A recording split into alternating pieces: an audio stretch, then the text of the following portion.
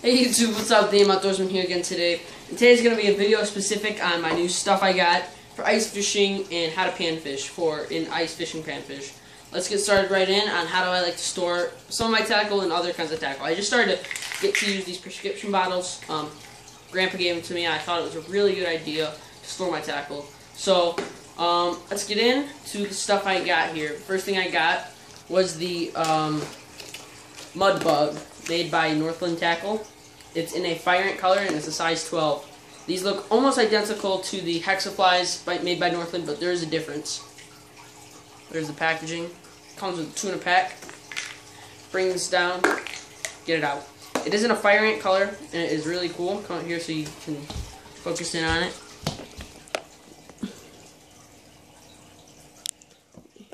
Move this over here for you guys. Sorry about that. There it is. Really cool color. And it is in fire ant color. It's a pink with red eyes and black speckles over it. And the really cool thing about it is from underneath you can see the eyes pop out, and that's what the fish are going to see. So when the fish see that, that really gets them going. Really cool. Throw that back in there. Next thing I got was some Northland Custom Jig and Spins finesse plastics. Custom Jig and Spins in Northland is mainly the only thing I use. Actually, more than half my lures and stuff for ice fishing is the only thing I use. Here I've got the purple ones and the white ones.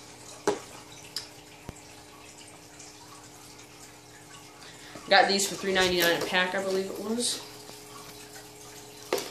$3.99. $2.19. Good deal on those. So there is that. Let's get into the basics of what I mainly got.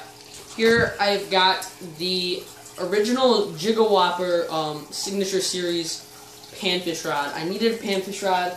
I already have the walleye rod. As you can see, no size difference. The only difference is the tips. Now, what I like about it is I like to switch it up. I don't want the walleye rod for panfish rod, mainly for this reason. This is extra fast tip, extra light, I believe it is. Ultra light action. So if you can see this, the rod bends really nicely, which for panfish, that's what you want. You don't want a strong rod. Now, for walleye and pike, you want a tough rod with backbone. As you can see here, this doesn't bend as easily, which is good for pike because you want to have that backbone. But for pan fishing, it's not going to let you catch a lot of fish. I also got some Suffix on here. It is 2-pound line, green. Really cool looking green on there. And he put it up on there. I also have on here the Mud Bug in fire ant. And the way I like to, come here for a sec. And the way I like to hook up my jigs is so they move a lot of action. So I like to actually hook it up just at the very tip. So when you're jigging it, your soft plastic jigs a bunch. Now I do also like to use wax worms or spikes. That's a great way of doing it. But sometimes I just like to use a nice plastic so you don't have to deal with that. So there's the rod I got. Now let's go on how to panfish in ice fishing. Lures you're going to want to use are small. As you can see here, that's a pretty small lure. That's going to catch some crappie, bigger crappie, not like the small ones, but they trigger those fish really well. Most of the time, I'll use plastics or spikes on a jig. Jigs are the only thing I'm going to use for them, other than maybe just, no, actually the only thing I'm going to use for them is jigs. Small jigs like this are great, so there's those. If I get into these here, some jigs I have here is a Custom Jigs and Spins pink jig head, white grub on the back. It's the Custom Jigs and Spins shrimp. Really cool looking lure. As you can see, it's pretty small in size, and it's got that grub on there. So like I said, small jigs work great. Next thing I got are probably one of my favorites.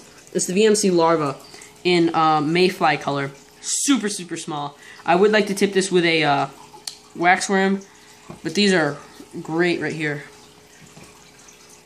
Here it is in the light.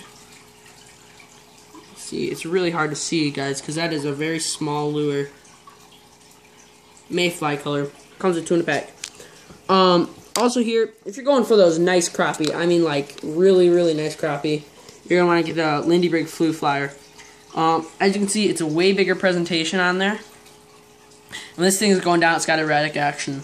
So it actually is heavier than you think. It's got an eye, and I like to tip these with a spike or a soft plastic made by Custom Jigs and Spins or Northland Tackle. Way you're gonna want to do it is you're gonna want to jig pretty much depending on the way you think. You switch it up a little bit. I like to switch it up with fast, maybe then slow jigs, then fast, slow, fast, slow. I'm going to go out on the ice this weekend, 37 degrees, so it's going to warm up a bunch compared to what it's been, so it's going to be a lot of ice fishermen out there. So yeah, there's the new stuff I got. It's not really an in-depth video on pan fishing yet. I mean, I'll do that out on the ice.